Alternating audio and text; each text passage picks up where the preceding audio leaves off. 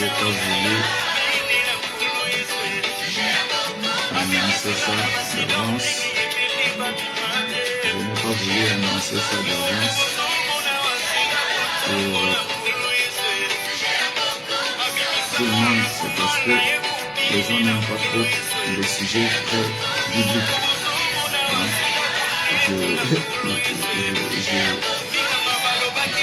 Je garde ça pour les initiés.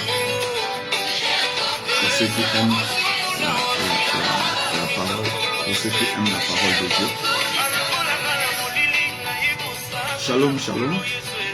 Je te salue dans le précieux nom de notre Seigneur, dans le précieux nom de notre Seigneur Jésus. Et le thème, j'ai dit, enfin, j'ai compris. Et qu'est-ce que j'ai compris?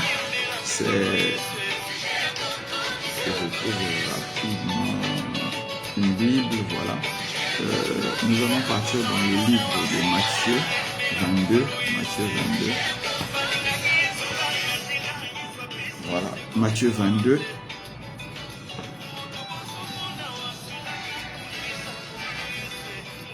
Matthieu 22, à partir de 8, la Bible dit, 7 version 37, wow, ça c'est même compliqué. Ok, bon, on va commencer à 1. Jésus prenant la parole, leur parla de nouveau en parabole et il dit, le royaume des cieux est semblable à un roi qui fit des noces pour son fils. Il a envoyé ses serviteurs appeler ceux qui étaient invités aux noces, mais ils ne voulurent pas venir. Il envoya encore d'autres serviteurs en disant, dites aux conviés, voici, j'ai préparé mon festin, mes bœufs, mes bêtes grasses sont tuées, tout est prêt, venez aux noces. Mais sans s'inquiéter de l'invitation, ils s'en allèrent, celui-ci à son champ, celui-là à son trafic. On saute pour gagner du temps parce que je ne vais pas durer.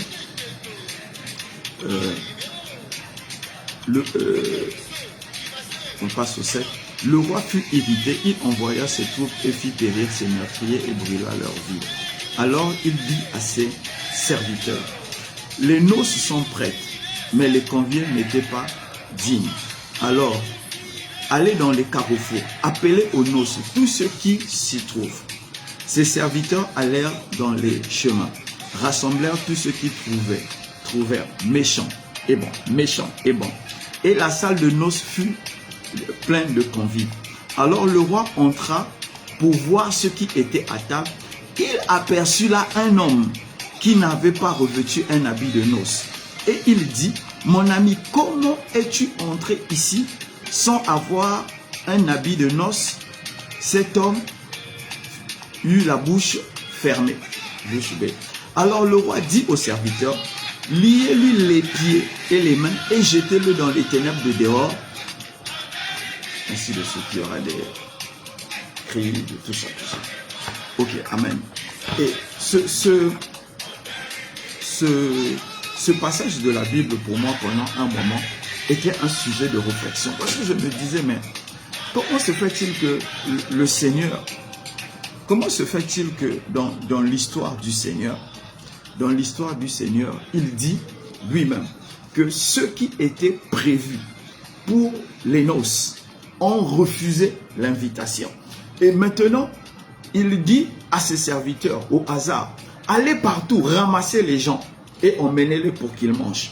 Mais attends, si tu viens me parler, si tu viens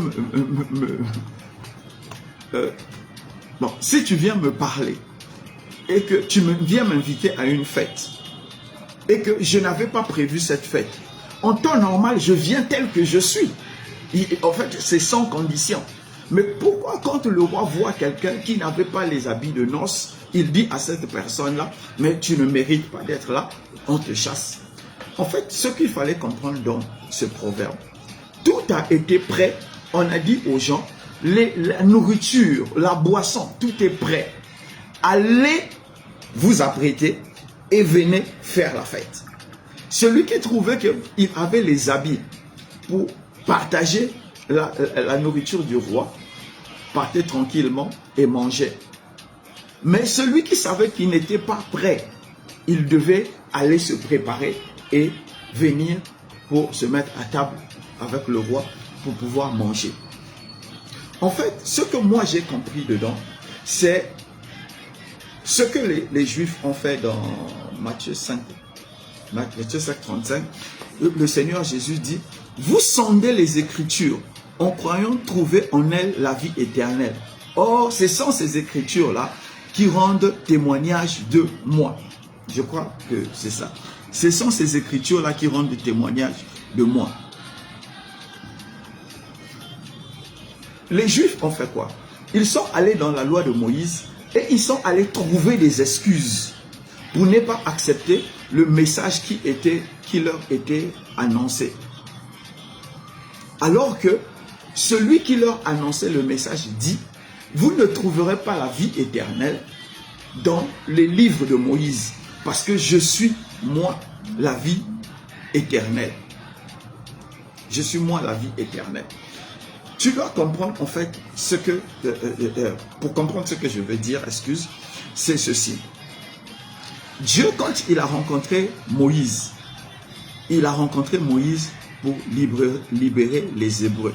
Donc, quand on dit dans Lévitique, dans Exode 3, quand Dieu rencontre Moïse, le but de la rencontre avec Moïse est que Moïse puisse libérer le peuple de Dieu. La rencontre de Dieu, du Seigneur Jésus, avec Paul, c'est pour que Paul, Saul de Tarse, Paul, c'est pour que il puisse apporter l'évangile partout chez les païens. Le but d'avoir rencontré Pierre, c'était que Pierre devienne un fidèle témoin, un témoin fidèle. Étant juif, il ne pouvait pas mentir sur ce qu'il avait vu. Donc chaque personne qui est appelée a été appelée. Chaque personne qui a été appelée pour un but bien déterminé. Donc nous aussi aujourd'hui, nous ne pouvons pas en fait nous cacher derrière le fait que nous n'avons pas prévu l'appel pour ne pas faire ce pourquoi nous sommes appelés. Donc ce que le Seigneur est en train de dire dans le livre de Matthieu, c'est que peu importe les conditions dans lesquelles Dieu t'a trouvé, le fait qu'il t'ait pris de dehors et qu'il t'ait emmené dans sa maison, maintenant c'est comme tu as eu l'appel, tu dois te préparer pour maintenant devenir ce serviteur qui annoncera l'évangile, qui ira partout. Donc le fait que l'appel ne dépende pas de toi, les conditions de l'appel ne dépendent pas de toi, en ce moment-là ne sont pas une excuse. Sachant que tu as été oint pour servir Dieu, tu ne peux pas dire je n'étais pas prêt, ce n'est plus une excuse. Plutôt, ça devient un sujet de rejet. C'est pourquoi je vais dire à un homme, je vais dire à une femme que aujourd'hui, les temps sont mauvais. Les temps sont très mauvais. Et nous avons des chrétiens enflammés pour la possession matérielle. Il y a des chrétiens qui jeûnent et qui prient pour avoir la maison, la voiture, les bonnes conditions de vie et tout ça. Ce n'est pas mauvais, comme quelqu'un disait dans une chanson, que tu peux jeûner et prier pour toutes les raisons, tout est valable.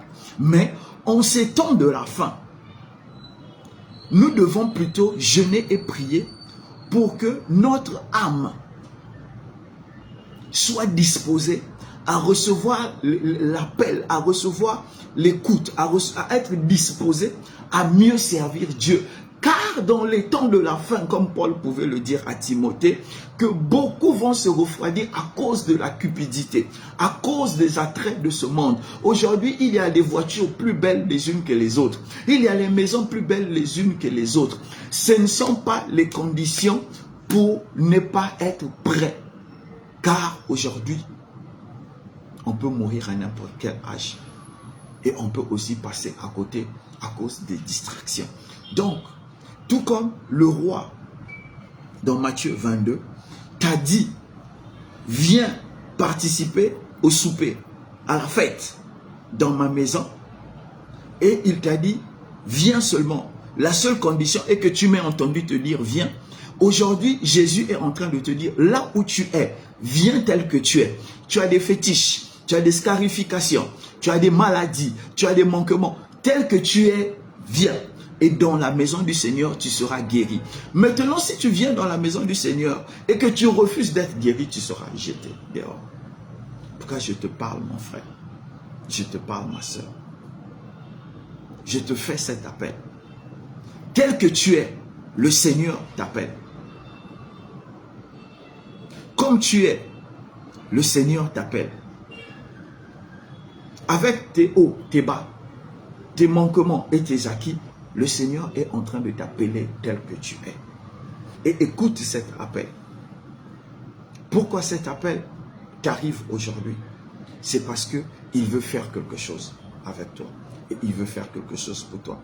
Il veut te faire asseoir à sa table pour que tu participes à sa fête et que tu puisses être parmi ses hôtes de marque. Tous ceux qui refuseront de se dépouiller, de ceux qui faisaient leur identité hors de Jésus, seront jetés. Tous ceux qui sont entrés dans l'église et qui refusent de se dépouiller des fétiches, des scarifications, des attraits de ce monde, de la gloire de l'argent, toutes les choses qui leur donnent une valeur personnelle hors de Jésus seront jetés hors de l'église. C'est pourquoi je fais cet appel. C'est pourquoi je peux te dire, enfin, j'ai compris. J'ai compris que le Seigneur nous appelle tels que nous sommes.